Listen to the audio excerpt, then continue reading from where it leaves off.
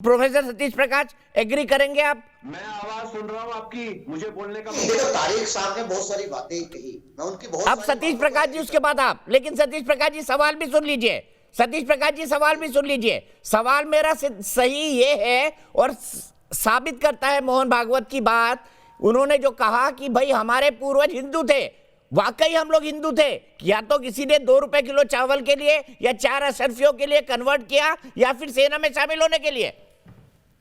नहीं, देखो दीपक जी, अगर आप ये आरोप लगाते हैं कि इस देश के मुसलमानों का ओरिजिन कहीं ना कहीं अरब है, तो आप ये भी एक सवाल है कि इस देश का जो आर्यंस अपने आप को कहते हैं, जो मोहन भागवत जी की असली चिंता का कारण है, उनका ओरिजिन भी इंडिया तो नहीं है, भारत नहीं है। उनके ओरिजिन के ऊपर भी सवाल है और ये बहस का हिस्सा बाल गंगाधर तिलक से लेकर के आज तक बना हुआ है।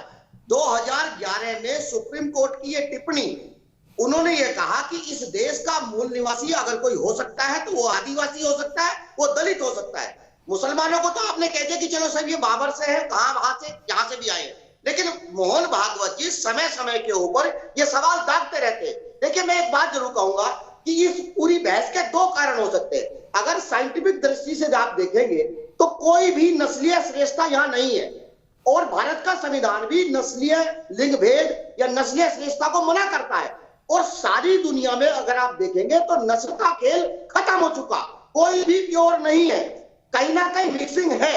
और जो लोग नस्लीय श्रेष्ठता की बात करते हैं, कहीं ना कहीं वो तानाशाही व्यवहार को प्रदर्शित करते हैं। इसका जीता जागता उदाहरण कहीं ना कहीं हिटलर का, जो हिटलर जर्मन के जो हिटलर है, उनका यही एक दावा था। देखिए, मैं एक बात जरूर कहूंगा कि अभी पिछले वर्ष राखी गढ़ी एक जगह है हरियाणा में, वहां पे कंकाल निकला और उस कंकाल की जो लाइफ नापी गई वो हड़प्पा मोहनजोदड़ो से भी लगभग 1500 साल पुरानी वो उसको देखा गया।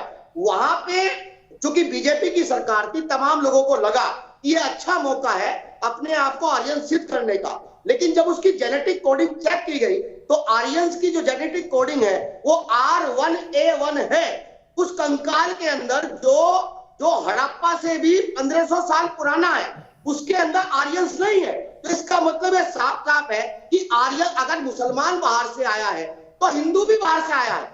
मुद्दा ये नहीं है। देखिए, अगर जो व्यक्ति, मैं उनसे इस बात के लिए बिल्कुल सहमत हूं, आपने अपना पॉइंट रख दिया। प्रोफेसर सतीश प्रकाश जी रिपीट मत करिए, मुझे बताइए।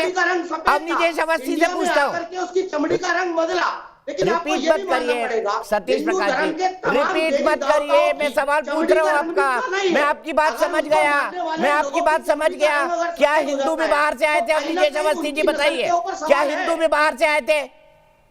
नहीं, ये तय है ना, ये मैं नहीं कह रहा, ये सच्चाई है। दीपक जी, ये बताइए कि तमाम साइंटिफिक एविडेंस। सतीश प्रकाश जी चुप तो हो जाया करिए। मैं कितनी बार आपको समझाऊं कि आप लगातार बोलते रहते हैं। आप सुन लीजिए ना दूसरे की बात। सतीश प्रकाश जी के सवाल के बाद उनका कोई ऑडियो नहीं जाएगा। पता नहीं क्यों बड़बड़ाते रहते हैं। आपकी लेक्चर की क्लास नहीं चल रही है सतीश प्रकाश जी।